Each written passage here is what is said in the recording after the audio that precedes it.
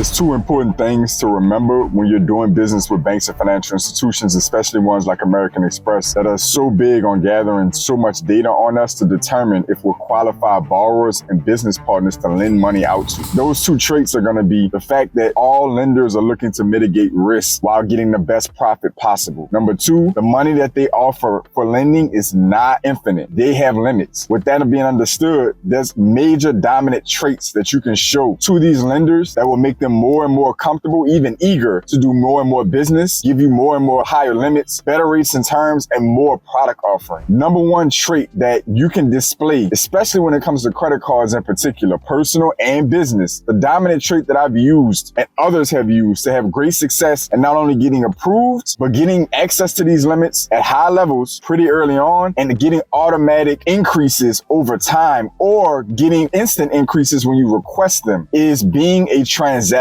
There's two different descriptions on opposing sides when you're using credit cards on a regular basis. Number one, credit cards are a spending tool. I say that all the time. They're a spending tool first, then a debt tool. They are not a debt tool first. When you understand that philosophy, that helps you to sort between being a transactor and a revolver. Those of us that are in the space that are serious about developing our personal and business credit and getting access to the most capital at the best rates and terms understand this as two different forms of spending behaviors. Being a transactor is somebody who uses significant limits on that card on a month in, month out basis and can pay all of it off, or at least the vast majority of it off. A revolver is more likely to be someone who leaves a balance on that card, oftentimes cannot pay significant chunks of that card down. Now, this is going to be more dominant on the personal side when it comes to personal use on credit cards, meaning when you're usually going to be putting the majority of your personal expenses, hopefully, on your credit card. You're expected to be able to afford those expenses in the eyes of that lender on that credit card. So your grocery bills, your utility bills, your leisure spend, etc. These are going to be things that you're expected to be able to pay off in full for the most part, or at least pay down significantly. This is why utilization is such a factor on your personal credit. It's training your behavior. You're rewarded for either paying off in full or at least paying it down well below 30%, well below 20%, well below 10%. The closer you get to zero, the more rewarded you are on your credit score, because it's expected by lenders in this particular product lineup of credit cards that you have the dominant behavior of being able to borrow and spend effectively and actually afford what you're borrowing. Again, why? You're minimizing risk. I'm getting my money back, and when I'm expecting it, which is on a monthly basis, I'm still making money from you spending on the card. That's important. That behavior alone quells the majority of the underwriting once you have the card. There's other metrics to get you approved for the card. If you want higher and higher limits progressively through the life of that card, you need to be leaning in the camp of a transactor. Now, on the business side, this is different. On the business side, the expectations of the balances that you carry on that card are significantly different. 30% is the last threshold on the personal side of a decent balance maintaining. You know, being a transactor to some degree, leaving 30% or less on the available credit on the personal side. On the business side, that increases to 50%. And it's 30 or so percent of your credit calculation on the personal side. On the business side, only a couple bureaus even count utilization in. I think Experian is one on the business side, and it's like 15%. The bulk of it is determined of you paying on time or even early. That means that they expect and understand it's a different level of spend on the business side. They're expecting you to carry balances. They just want you to do it responsibly. So they still have a threshold of expectation of 50%. Even if it's not calculated into your business credit scoring that you may be carrying a balance or not, essentially they're still not going to lend you more money or increase your limits until you're down at or below 50%. So that's your threshold on the business side. Again, being a transactor, you're going to get much better access to limits easier, if not voluntarily. You're going to get them easier when you request them, when you're doing significant spend, increasing over 50% of usage on that card or as close to it as possible, and paying the majority, if not all of it, down or at least significant chunks beyond the minimum payment. Transacting meaning that you're literally going out and using it as a spending tool, not as a debt tool. Now, again, on the business side, I don't want you to feel compressed that you have to use these minimal limits and pay it off in full. When you're doing business, any of us that are doing it on any scale know you're going to need a few months. You're going to be putting it out into different, maybe equipment, maybe marketing, maybe other tools that you're using, paying independent contractors, whatever the case may be, you're putting that money out. It could take months to get the return back on it. It's understood in the business arena. Some of the biggest retailers and businesses in the world, in the United States, are using business credit and credit lines in that capacity. They're borrowing that money in large sums and paying it back over time. So on the business side, being a transactor doesn't mean paying out to zero like it may mean on the personal side or close to zero on the personal side. But you still need to be responsible. This is dominant behavior that you display to these lenders to show that I got control of this. I'm in control. I may need some time, but I'm in control. And that's what they're looking for. Because again, this is a business transaction. You're a business partner with your institution. You are helping them to lend out their money, which is their product, and get back their money as agreed while earning on you spending that money. That's how master and credit card usage works. In the meantime, if you're smart, you're using it to scale and grow your personal finances and business